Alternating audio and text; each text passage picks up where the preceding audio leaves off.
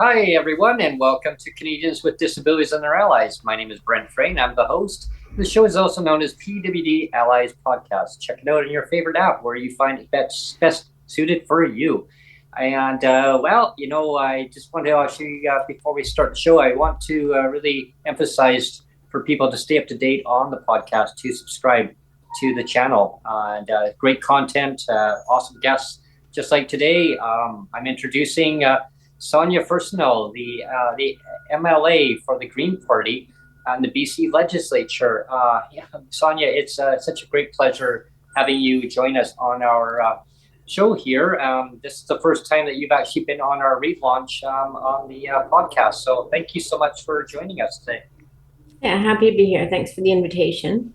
Yeah, it's awesome having you on. And let's dive right in to a lot of the outstanding issues that are happening for people in British Columbia living well below the poverty level.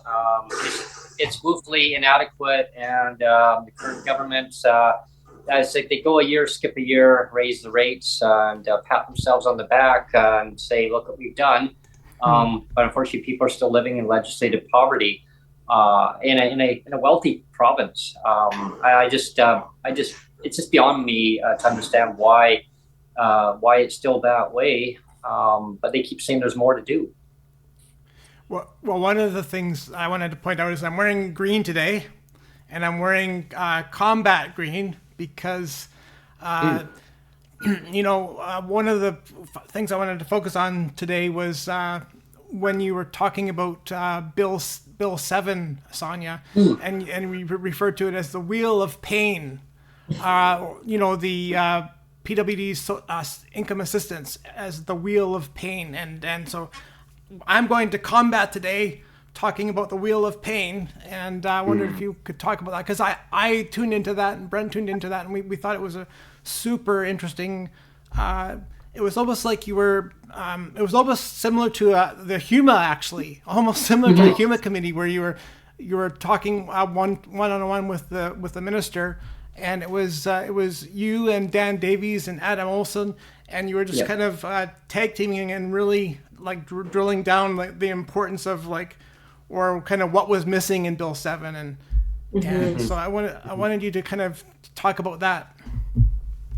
Well, I think the most important thing that's missing is solving the problem that you pointed out right at the start, Brent, is legislative poverty for people with disabilities. This is just not something that we should accept as Canadians or as British Columbians, that being disabled means for far too many people, it means living in poverty. And we really cannot continue to just think that that's an acceptable situation. Continuing with the notion of clawing back whatever limited income people with disabilities get. So you take with one hand, you give with the other, and you take with yet another hand. And this happens over and over again for people with disabilities. And when we already have disability rates so far below the poverty line, there should be no excuse for any clawback of any kind. This needs to be treated with the urgency that it deserves. More and more people with disabilities are not just living in poverty, they're finding themselves homeless. And when we take the kind of combined crises of lack of affordable housing, the growing cost of basics like food, and then you look at the astonishing low rates of disability supports, there's no way to do the math to make this work for people. And so, we're going to continue to advocate for just like a reasonable and logical response to the growing crisis of poverty that people with disability are facing. And to do that, we have to be honest about the goals. I just heard a report today about BC failed or came close to failing, got a D plus in its response to poverty reduction. But even that kind of language, like poverty reduction, I think we should be aiming for poverty elimination. We should be, really striving to address the fact that the ceiling on wealth seems unlimited. Now the billionaires have a combined wealth in the trillions of dollars. And that extraordinary transfer of wealth has happened in the last 4 years to the wealthiest people on this planet and in this country.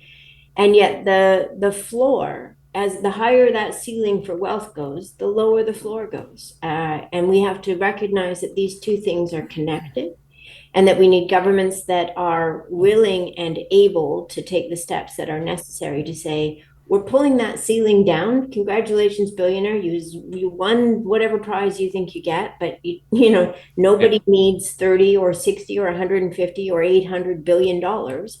But as governments, we need to make sure that we are lifting the floor and ensuring that people are not living in the kind of poverty that they're living in. Yeah, absolutely. And I'm really glad that you mentioned that, because there's all these billionaires. I mean, you do have to just tax them, fairly, and that money goes back into the coffers, and that money then goes to PWD or seniors or people low income, and they've got more money to put back into the community to help small businesses thrive and their community, and all around, like, everybody benefits from it. But with them not doing that, like, it's just status quo. Yeah, and it's not just individuals, but it's also corporations. So we've seen massive profit taking in the last couple of years. Never let a crisis go to waste, is the kind of thinking here. And so when we see grocery corporations taking home billions in profits, and we see the oil and gas industry walking away with tens of billions just in Canada alone, we really have to ask ourselves, how is it that governments at all levels are allowing for this kind of deepening of inequality and unfairness, right? The unfairness with which people are being treated, the kind of loopholes that are given to corporations and to the wealthiest.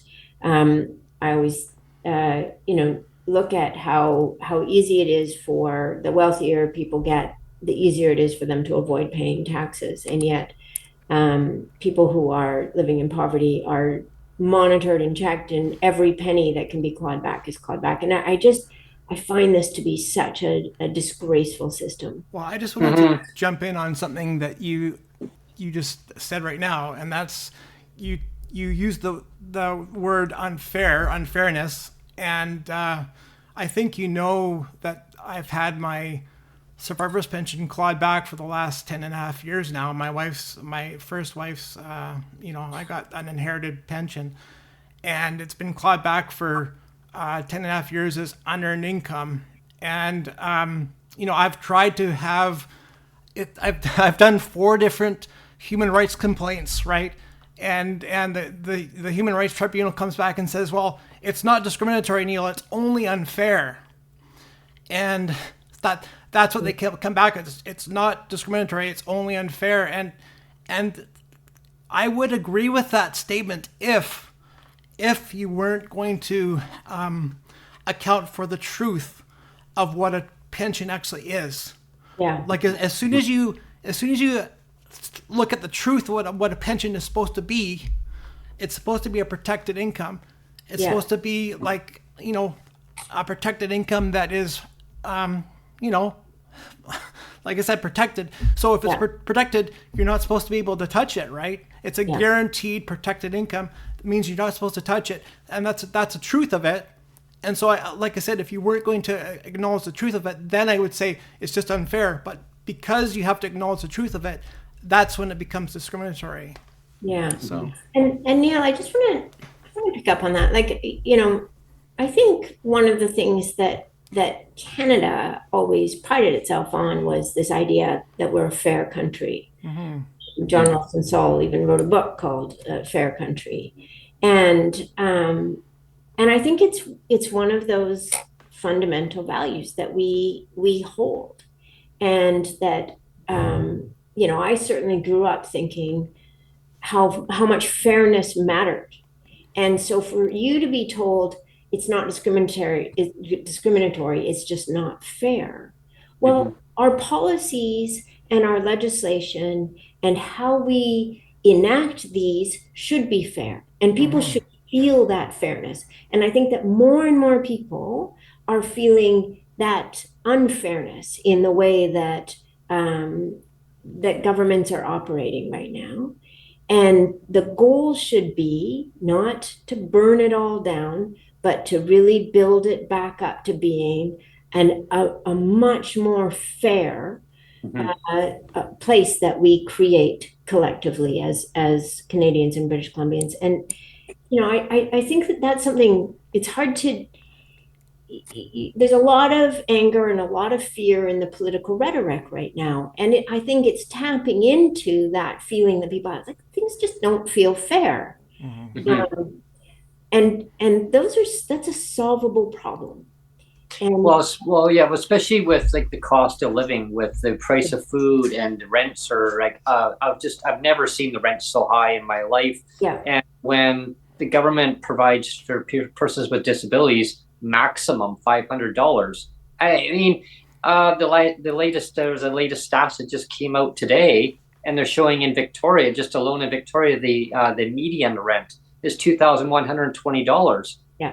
I mean, that's the median rent for a one bedroom. Like, wow. And there's discrimination because like landlords are going to say, well, we don't want you using your full check to basically pay for the rent. How are you going to live? And then then they don't want to then rent to a person with disabilities. I mean, it's no fault of their own. I put a recommendation out to the minister who's in charge of the poverty reduction as an idea about RGI, like for seniors, the Safers program, getting all that extended over to the persons with disabilities in the market housing. Yeah. Because then the individual won't have to basically pay a huge chunk of their income to their landlord, where it'll then get subsidized, where the difference will get put on, where seniors have that same thing. They don't have to move where they live. If they love the community that they live in or their place, they can stay where they are. That's an idea. Of course, the other part too is they just raise the rates, and that way they can choose what they want to. And I think? You know what I think a $500 shelter rate is? It's a pink unicorn, like the one behind your head there, Brent. Oh, that one. Oh, yeah. Pink unicorn. Yeah. Well, we called for earlier this year for there to be vacancy control put in. Yeah. Because what's happening, I just met with some people in Victoria last week, and so an apartment that's currently renting, say, a 2-bedroom apartment for $2,000 a month, tenant moves out, and that rent is doubled. It's doubled to $4,000 a month. Yeah. And so without vacancy control, what we're seeing is basically a market that is allowing for landlords, but often, more importantly, investment bodies, real estate investment trusts that own a lot of rental properties now, to say, well, we're going to put the rent up to the highest that we can possibly do. Mm-hmm. And I'm so disappointed that we've lost over 100,000 affordable rental units in BC since 2016, probably significantly more. I know that up until 2021, it was 100,000 affordable units were lost in this province. And when we lose that volume of affordable housing, and we are not replacing it with affordable housing, we're replacing it with housing that's out of reach for a huge number of people.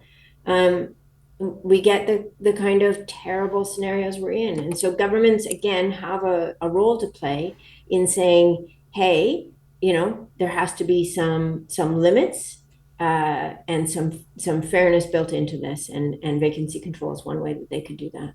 Yeah, like there's an example, and I'll throw this out to you, is we had some former neighbors who lived right above us here, and they were paying $1,750 a month. They got a rent increase. Their yearly annual rent increase came in, and I was kind of surprised that they were moving. They had told me a month in advance that they were going to be moving before the rent took effect. And they did that because they couldn't, well, they moved simply they couldn't afford the high rent. The rent increase over $1,800, but they also were trying to do a favor to the new tenant so that the landlord wouldn't actually scoop up on that new rent increase, so that the new tenant would then paying $1,750. My landlord kind of gloated of saying, "Well, the sky's the limit." And I go, "Well, how high are these rents going to go? Whatever the market will bear." And my jaw dropped, Sonia. I was like, "Are you kidding me?" I said, "People need a safe place they can call home."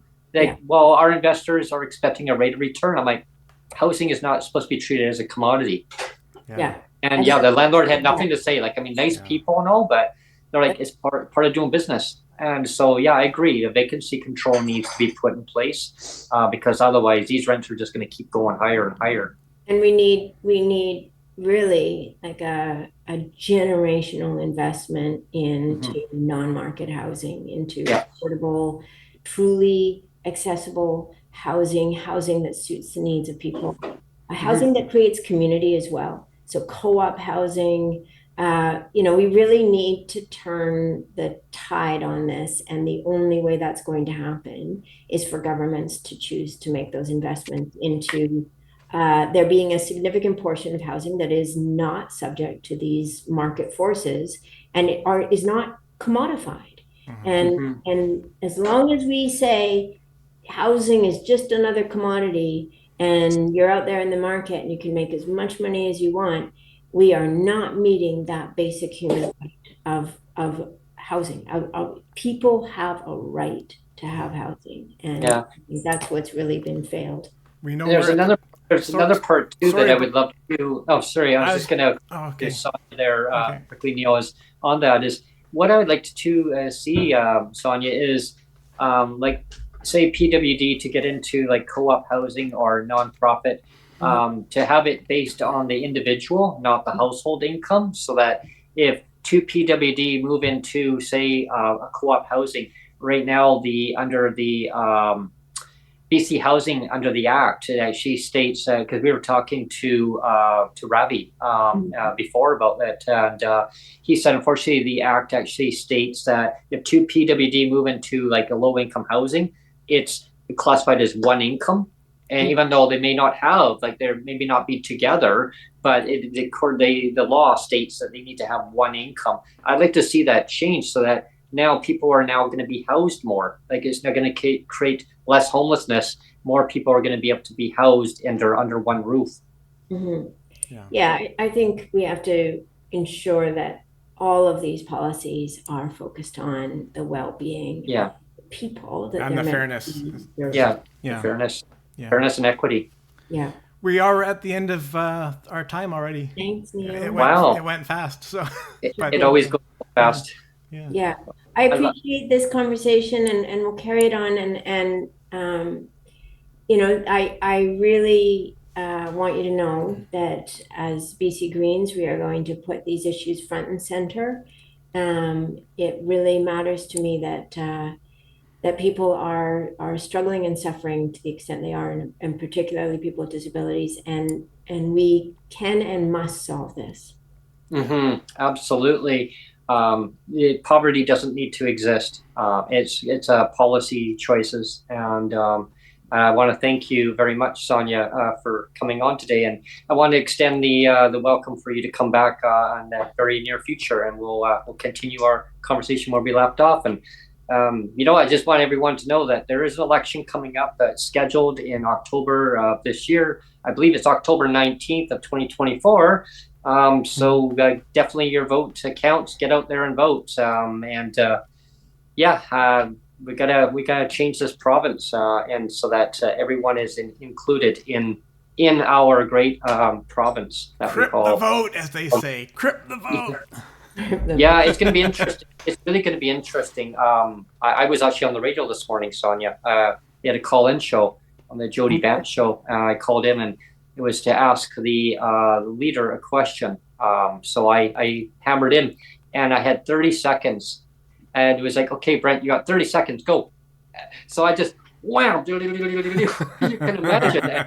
But I mentioned about seniors, people with disabilities, low income individuals, and said, what are you going to do to fix this? Like about the PWD rates and about housing. And yeah, it was